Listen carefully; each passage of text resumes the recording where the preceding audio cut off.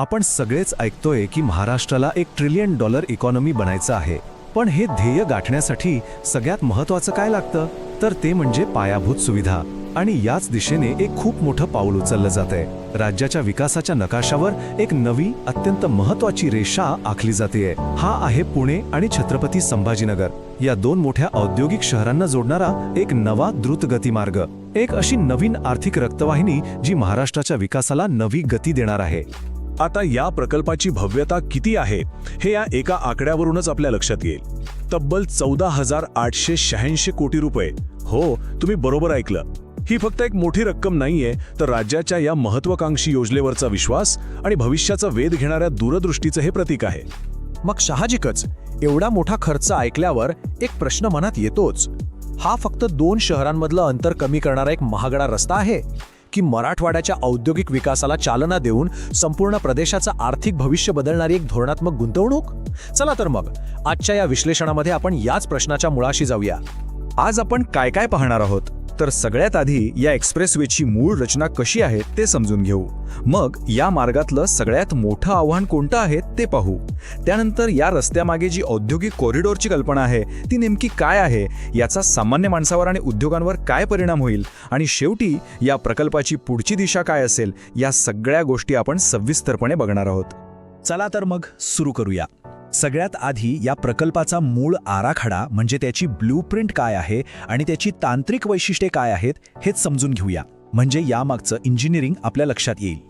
या प्रकल्पाचा मुख्य उद्देश अगदी स्पष्ट आणि सरळ आहे. महाराष्ट्राची सांस्कृतिक आणि IT राजधानी असलेलं पुणे आणि मराठवाड्याचं प्रवेशद्वार असलेलं छत्रपती संभाजीनगर या 2 शहरांमधलं जे जवळपास 250 किलोमीटरचं अंतर आहे ते एका हाय स्पीड लिंकने जोडायचं. यामुळे फक्त प्रवासाचा वेळच वाचणार नाहीये, तर आर्थिक संधींचा वेग सुद्धा वाढणार आहे. आता ही माहिती खूप महत्त्वाची आहे. नीट लक्ष द्या. हा पूर्ण प्रकल्प 2 टप्प्यांमध्ये विभागला गेला आहे. पहिला टप्पा जो खराडी ते शिरूर बायपास पर्यंतचा आहे तो साधारण 53 किलोमीटरचा आहे आणि त्यासाठी अजून निधी मिळालेला नाहीये. पण दुसरा टप्पा जो शिरूर पासून थेट छत्रपती संभाजीनगर पर्यंतचा जातो तो तब्बल 192 किलोमीटरचा आहे आणि ह्या सर्वात मोठ्या टप्प्याला पूर्ण निधी मंजूर झालाय. याचा सरळ अर्थ हा आहे की ह्या महामार्गाच्या सगळ्यात मोठ्या भागाचं काम लवकरच सुरू होण्याचा मार्ग मोकळा झालाय. या प्रकल्पाचा आणखी एक मोठं वैशिष्ट्य म्हणजे हा एक ग्रीनफील्ड एक्सप्रेसवे आहे. आता तुम्ही विचार करत असाल की हे ग्रीनफील्ड म्हणजे नेमकं काय, तर सोप्या भाषेत सांगायचं तर हा रस्ता कुठल्याही जुन्या रस्त्याला मोठा करून किंवा त्याला वळण देऊन बनवला जाणार नाहीये. हा पूर्णपणे नव्या मोकळ्या जमिनीवरून जाईल. आणि याचा सगळ्यात मोठा फायदा काय तर रस्त्यात कमीत कमी अडथळे येतात आणि त्यामुळे वेगवान आणि विनाअडथळा वाहतुकीची खात्री मिळते. प्रत्येक मोठ्या प्रोजेक्टमध्ये काही ना काही आव्हानं असतातच, नाही का? या द्रुतगती मार्गाच्या प्रगतीतही एक खूप मोठा आणि गुंतागुंतीचा अडथळा आहे. चला आता आपण त्यावर लक्ष केंद्रित करूया. या संपूर्ण द्रुतगती मार्गासाठी अंदाजे 2,500 हेक्टर जमिनीची गरज आहे. विचार करा हा आकडा किती मोठा आहे. आणि हा आकडा फक्त या प्रकल्पाची भव्यताच नाही तर त्यापुढील प्रशासकीय आणि सामाजिक आव्हानाची तीव्रताही स्पष्ट करतो. आणि म्हणूनच खुद्द राज्य सरकारनेच हे मान्य केलंय की या संपूर्ण प्रोजेक्टमधलं सगळ्यात मोठं आणि कठीण काम कोणतं असेल तर ते म्हणजे भूसंपादन म्हणजेच लँड ॲक्विजिशन. हजारो शेतकऱ्यांकडून, जमीन मालकांकडून एवढ्या मोठ्या प्रमाणावर जमीन घेण्याची ही प्रक्रिया जर यशस्वीपणे पार पडली तरच हा प्रकल्प पुढे जाऊ शकतो. त्यामुळे या प्रकल्पाचं भवितव्य त्यावरच अवलंबून आहे. बरं, आता ही आव्हानं तर झाली, पण एवढी मोठी रिस्क घेऊन सरकार हा प्रोजेक्ट का करतंय? यामागे एक खूप मोठी आर्थिक दूरदृष्टी आहे. ही प्रचंड गुंतवणूक का केली जातीये याचं खरं उत्तर आपल्याला इथे मिळतं. हे बघा, हा फक्त वाहतुकीचा मार्ग नाहीये, ही एका औद्योगिक क्रांतीची पायाभरणी आहे.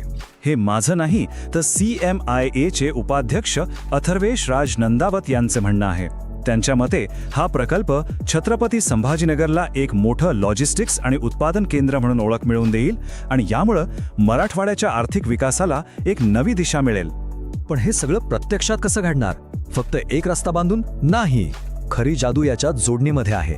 हा एक्सप्रेसवे थेट शिंद्रा बिडकीन औद्योगिक पार्कला जोडला जाईल, जो दिल्ली मुंबई इंडस्ट्रियल कॉरिडॉरचा एक महत्त्वाचा भाग आहे. एवढंच नाही तर यामुळे जालन्याच्या ड्राय पोर्टला सुपरफास्ट कनेक्टिव्हिटी मिळेल. आणि सगळ्यात महत्त्वाचं म्हणजे हा मार्ग मुंबई नागपूर समृद्धी महामार्गाला जाऊन मिळेल. तर लक्षात घेण्यासारखा मुद्दा हा आहे की हे फक्त एका रस्त्याचं बांधकाम नाहीये. या सगळ्या जोडण्यांमुळे एक शक्तिशाली औद्योगिक नेटवर्क तयार होतंय. एक असा आर्थिक जाळं जे संपूर्ण महाराष्ट्रातील व्यापाराला आणि उद्योगाला नवी ऊर्जा आणि एक जबरदस्त गती देणार आहे. ओके, तर हे सगळं झालं मोठ्या इंडस्ट्रीज आणि इकॉनॉमीबद्दल. पण याचा आपल्यासारख्या सामान्य माणसाच्या आयुष्यावर, रोजच्या प्रवासावर नेमका काय आणि कसा परिणाम होणार आहे? चला आता ते पाहूया. आजची परिस्थिती आठवून बघा. पुणे ते छत्रपती संभाजीनगर प्रवास म्हणजे ट्रॅफिक जॅम, रस्त्यांवरचे खड्डे आणि प्रवासाला किती वेळ लागेल याची काहीच खात्री नाही. पण या नवीन एक्सप्रेसवेमुळे हे चित्र पूर्णपणे बदलून जाईल. लोकांना एक वेगवान, सुरक्षित आणि खरंच जागतिक दर्जाचा प्रवासाचा अनुभव मिळेल. आणि यामुळे वेळ तर वाचेलच, पण इंधनाचीही मोठी बचत होईल. आणि हाच मुद्दा एका नियमित प्रवाशाने मंगेश रेडगावकरांनी खूप छान शब्दात मांडला आहे.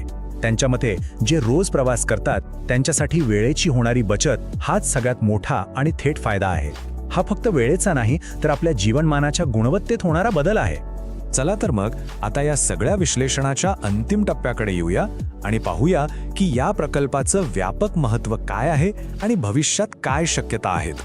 एक गोष्ट आपण सगळ्यांनी लक्षात ठेवली पाहिजे की हा केवळ सिमेंट आणि कॉन्क्रीटचा रस्ता नाहीये. ही एक आर्थिक रक्तवाहिनी आहे जी मराठवाडा आणि पश्चिम महाराष्ट्राच्या विकासाच्या इंजिनला नवी ऊर्जा पुरवण्यासाठी आणि राज्याच्या आर्थिक शरीरात एक नवीन ताजा रक्तप्रवाह निर्माण करण्यासाठी तयार केली जात आहे. आता दुसऱ्या टप्प्यासाठी पैसा मंजूर आहे. एक स्पष्ट आर्थिक दूरदृष्टी समोर आहे. पण भूसंपादनासारखी मोठी आव्हानं पाहता खरा प्रश्न उरतो तो हा की ही नवीन आर्थिक रक्तवाहिनी फक्त कागदावरची योजना न राहता खऱ्या अर्थाने या प्रदेशाचं नशीब बदलणारी जीवनदायिनी ठरू शकेल का? याचं उत्तर आपल्याला महाराष्ट्राच्या भविष्यातच मिळेल.